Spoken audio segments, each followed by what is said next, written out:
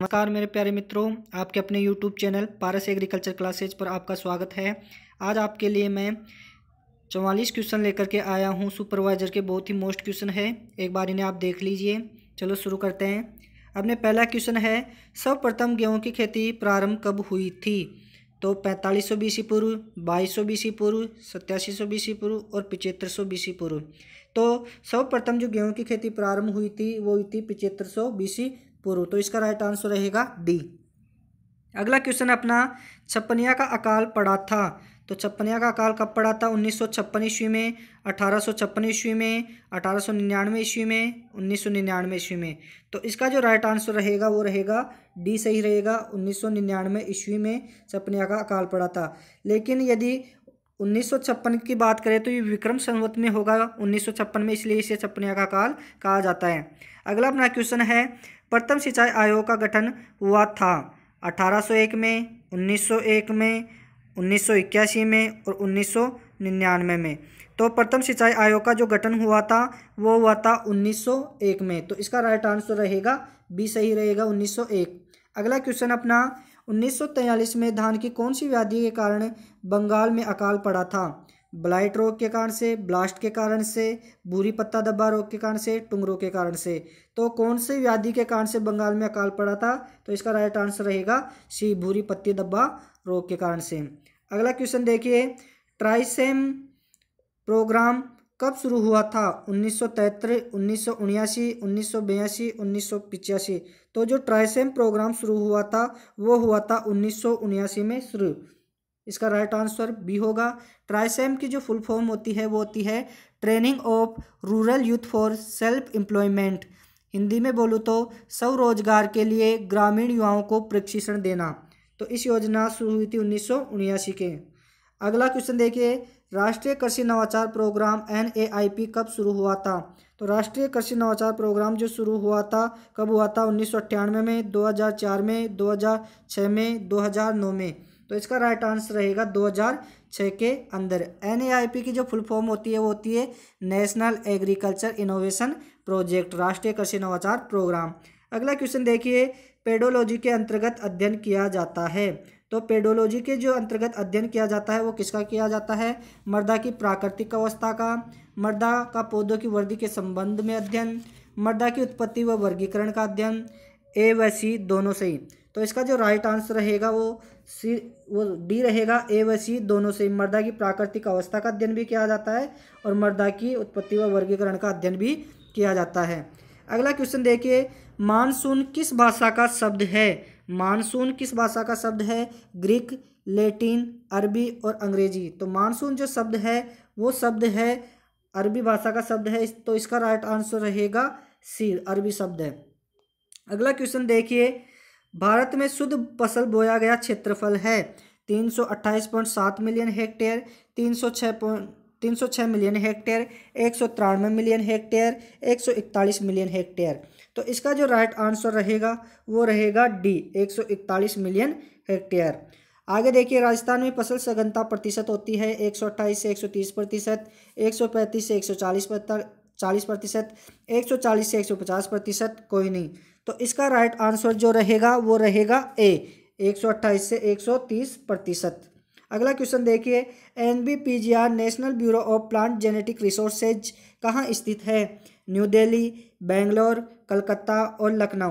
तो NBPGR जो है वो कहाँ स्थित है? वो NBPGR स्थित है नई दिल्ली के अंदर। तो इसका राइट आंसर रहेगा ए, नई दिल्ली में। अगला क्वेश्चन देखिए, भारत का विश्व में द्वितीय स्थान है गेहूं व चावल उत्पादन में, फल व सब्जी उत्पादन में, रेशा व तिलहन उत्पादन में, उपयुक्त सभी में। तो भारत का विश्व में द्वितीय स्थान इनके अंदर से उपयुक्त सभी के अंदर आएगा डी, राइट आंसर होगा। भारत का प्रथम स्थान है दूध व मसाले उत्पादन में, सरसों व गंवार उत्पादन में, फूल गोभी व पत्ता गोभी में। ए और सी दोनों सही है। तो भारत का प्रथम स्थान है दूध व मसाले उत्पादन के अंदर। तो इसका राइट आंसर रहेगा ए। अगला क्वेश्चन देखिए, भारत सरकार द्वारा राष्ट्रीय बागवानी वर्ष कब घोषित किया गया था? 2004, 2008, 2012, 2014। तो राष्ट्रीय बागवानी जो वर्ष घोषित किया गया था वो किया गया था 2012 के अंदर। तो राइट आंसर होगा सी। अगला क्वेश्चन देखिए, विश्व वन दिवस कब मनाया जाता है? तो विश्व वन दिवस जो मनाया जाता है वो कब मनाया जाता है? 15 मार्च, 21 मार्च, 30 मार्च और 5 जून। तो इसका जो राइट आंसर रहेगा वो रहेगा 21 मार्च। तो बी सही रहेगा इसका आंसर। अगला क्वेश्चन देखिए, किसान दिवस कब मनाया जाता है? 4 दिसंबर, 23 दिसंबर, 16 अक्टूबर, 16 जुलाई। तो किसान दिवस जो मनाया जाता है वो 23 दिसंबर को मनाया जाता है। इसका राइट आंसर बी होगा। टिकाऊ खेती को कहते हैं? कार्बनिक खेती, प्राकृतिक खेती, पारिस्थितिकी खेती, उपयुक्त सभी। तो इसका जो राइट आंसर रहेगा वो रहेगा उपयुक्त सभी। प्राकृतिक खेती भी बोलते हैं, कार्बनिक खेती भी बोलते हैं और पारिस्थितिकी खेती भी बोलते हैं। अगला क्वेश्चन देखिए, समान गति की वायु को मिलाने वाली रेखाएं कहलाती है? तो समान गति की वायु को मिलाने वाली रेखाएं जो कहलाती है वो कहलाती है आइसोटेक। तो इसका राइट आंसर रहेगा बी। देखो, आइसोबार तो होता है समान वायु दाब वाली मिलाने वाली रेखाओं को होते हैं आइसोबार, और समान वायु की गति को मिलाने वाली जो रेखाएं होती है उसको कहते हैं आइसोटेक। अगला क्वेश्चन देखिए, लाइसीमीटर यंत्र काम में आता है? वाष्पोत्सर्जन नुकसान नापने में, निकाले नुकसान का पता लगाने में, ए एंड सी दोनों। तो इसके अंदर देखो गलत है थोड़ा सा, मृदा में नमी की मात्रा ज्ञात करने में। तो इसका जो राइट आंसर रहेगा वो रहेगा वाष्पोत्सर्जन नुकसान नापने के लिए लाइसीमीटर यंत्र का उपयोग किया जाता है। अगला क्वेश्चन देखिए, काजरी कौन से जलवायु खंड में स्थित है? First A, first B, first सी और सेकंड ए। तो काजरी कौन से जलवायु खंड के अंदर स्थित है? तो इसका राइट आंसर होगा ए, तो फर्स्ट ए के अंदर। अगला देखिए, वायुमंडल की क्षणिक अल्पकालीन अवस्था को कहते हैं? बादल बनना, जलवायु, मौसम, इनमें से कोई नहीं। तो इसका जो राइट आंसर रहेगा वो रहेगा सी, मौसम को कहते हैं अल्पकालिक अवस्था।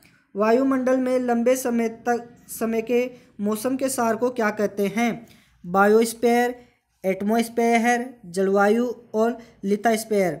तो इसका जो राइट आंसर रहेगा वो रहेगा सी, जलवायु कहते हैं वायुमंडल में लंबे समय के मौसम के सार को। अगला क्वेश्चन देखिए, राजस्थान में मानसून से सर्वप्रथम वर्षा होती है?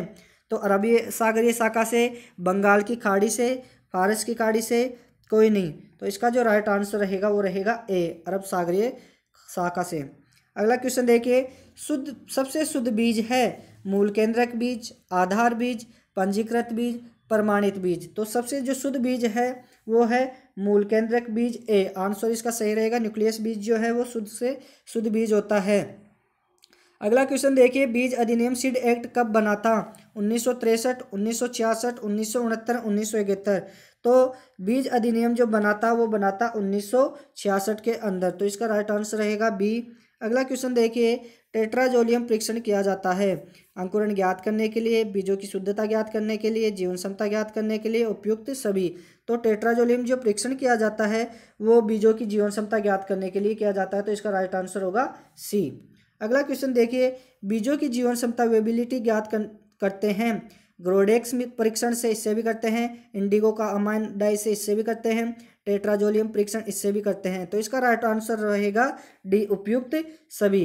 अगला क्वेश्चन देखिए, बीजों का कम से कम वास्तविक मान होना चाहिए? 70%, 75%, 80% और 99%। तो इसका जो राइट आंसर रहेगा वो रहेगा बी, 75% कम से कम वास्तविक मान होना चाहिए। आगे देखिए, गेहूं के बीजों का परीक्षण भार होता है? तो 2 ग्राम, 21 ग्राम, 25 ग्राम और 40 ग्राम। तो गेहूं के बीजों का परीक्षण जो भार होता है वो होता है 40 ग्राम। तो इसका राइट आंसर रहेगा डी, 40 ग्राम। अगला क्वेश्चन देखिए, बीज सूचकांक कहलाता है? 1000 बीजों के भार को, 100 बीजों के भार को, 25 बीजों के भार को और 250 बीजों के भार को। तो बीज सूचकांक बोलते हैं 100 बीजों के भार को। तो इसका राइट आंसर रहेगा बी, बीज सूचकांक बोलते हैं 100 बीजों के भार को, और टेस्ट वेट बोलते हैं 1000 बीजों के भार को। अगला क्वेश्चन देखिए, आलू की सुषुप्त अवस्था तोड़ने हेतु छिड़काव करते हैं? KNO3 का, H2SO4 का, HCl का, थायोयूरिया का। तो इसका राइट आंसर रहेगा डी, थायोयूरिया का छिड़काव किया जाता है आलू की सुषुप्त अवस्था तोड़ने हेतु। अगली देखिए, सीड प्लॉट तकनीक आलू में अपनाते हैं? वायरस मुक्त पौधे प्राप्त करने हेतु, एफिड तेला मुक्त पौधे हेतु, ए एंड बी सही है, सूत्रकृमि की रोकथाम हेतु। तो सीड प्लॉट तकनीक आलू में अपनाते हैं, ये दोनों के लिए ही है, वायरस मुक्त पौधे प्राप्त करने के लिए और एफिड तेला मुक्त पौधे हेतु। तो राइट आंसर रहेगा इसका सी।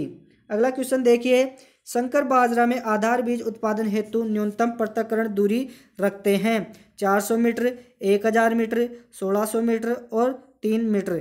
तो इसका जो राइट आंसर रहेगा वो रहेगा बी, 1000 मीटर। अगला क्वेश्चन देखिए, मूंगफली में आधार बीज उत्पादन हेतु पृथक्करण दूरी रखते हैं 3 मीटर, 50 मीटर, 20 मीटर, 400 मीटर। तो इसका जो राइट आंसर रहेगा वो रहेगा ए, 3 मीटर की दूरी रखते हैं मूंगफली में। अगला देखिए, बड़े पेड़ों के कतारों के बीच फसलें लेना क्या कहलाता है? ले फार्मिंग, एले फार्मिंग, एग्यूमेंट फसलें, अवतरण फसलें। तो बड़े पेड़ों के बीच में कतारों के बीच में फसलें लेना क्या कहलाता है? एले फार्मिंग। तो इसका राइट आंसर रहेगा बी, एले फार्मिंग। अगला क्वेश्चन देखिए, निम्न में से कैच फसल है?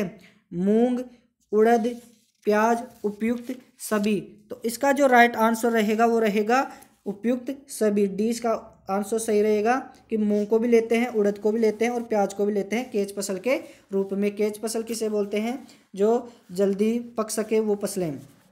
अगला क्वेश्चन देखिए, निम्न में से नकदी फसल का उदाहरण है? आलू, गन्ना, कपास, उपयुक्त सभी। तो नकदी फसल का देखो आलू भी है, गन्ना भी है और कपास भी है। तो इसका राइट आंसर रहेगा उपयुक्त सभी। अगला क्वेश्चन देखिए, 5 फसलें हैं, ट्रैप जो फसलें हैं वो है जो कीटों व व्याधियों को अपनी तरफ आकर्षित करती है, जो कीटों व व्याधियों को अपने से दूर भगाती है, जो कीटों को नष्ट करती है। उपयुक्त में से कोई नहीं। तो इसका जो राइट आंसर रहेगा वो रहेगा ए, जो कीटों व व्याधियों को अपनी तरफ आकर्षित करती है, जैसे कि पत्ता गोभी के अंदर सरसों, फूल गोभी में सरसों। अगला क्वेश्चन देखिए, एक खेत में एक निश्चित पंक्ति में मुख्य फसल के बीच दूसरी फसल लगाना कहलाता है? मिश्रित सस्य, मिश्रित खेती, अंतरा सस्य, एकल सस्य। तो एक खेत में एक निश्चित पंक्ति में मुख्य फसल के बीच दूसरी फसल लगाना क्या कहलाता है? इसका राइट आंसर रहेगा सी, अंतरा सस्य। अगला क्वेश्चन देखिए, शुष्क खेती की जाती है 750 mm से कम वर्षा वाले क्षेत्रों में, 750 से 1150 mm वर्षा वाले क्षेत्रों में, 1150 mm से अधिक वर्षा वाले क्षेत्रों में। उपयुक्त सभी।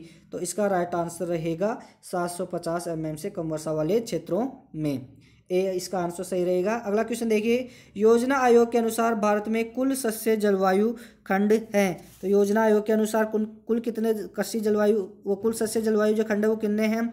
10, 15, 20, 131। तो इसका राइट आंसर जो रहेगा वो रहेगा बी, 15 जो है वो कुल सस्य जलवायु खंड है। शुष्क खेती में बीज दर रखते हैं सामान्य से 10% अधिक, सामान्य से 10% कम, सामान्य से 50% अधिक व सामान्य से 50% कम।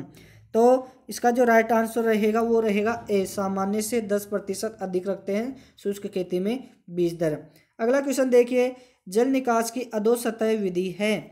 मोल्ट्रेंस, रैंडम नालियाँ, समांतर नालियाँ, उपयुक्त सभी। तो इसका राइट आंसर रहेगा उपयुक्त सभी। भाई जल निकास के अधोसतह सरफेस की विधि के लिए मोल्ट्रेंस भी बनाते हैं, रैंडम नालियाँ बनाते हैं और समांतर नालियाँ भी बनाते हैं। अगला क्वेश्चन देखिए, रासायनिक उर्वरकों को सिंचाई के साथ देना क्या कहलाता है? केमिगेशन, हर्बिगेशन, फर्टिगेशन, उपयुक्त सभी। तो इसका जो राइट आंसर रहेगा वो रहेगा सी, फर्टिगेशन कहा जाता है रासायनिक उर्वरकों को सिंचाई के साथ देना। अगला क्वेश्चन है, पानी की कमी वाले एवं लवणीय क्षेत्रों में उपयुक्त सिंचाई विधि है?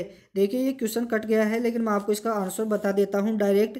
तो इसमें जो राइट आंसर रहेगा वो रहेगा ड्रिप। ड्रिप जो सिंचाई विधि है उसके द्वारा लवणीय जो क्षेत्र होते हैं उनमें अच्छी विधि है ड्रिप विधि सिंचाई करने वाली। वीडियो को लाइक करें, कमेंट करें और ज़्यादा से ज़्यादा शेयर करें ताकि आपके सभी दोस्तों को इसका फ़ायदा मिल सके। धन्यवाद।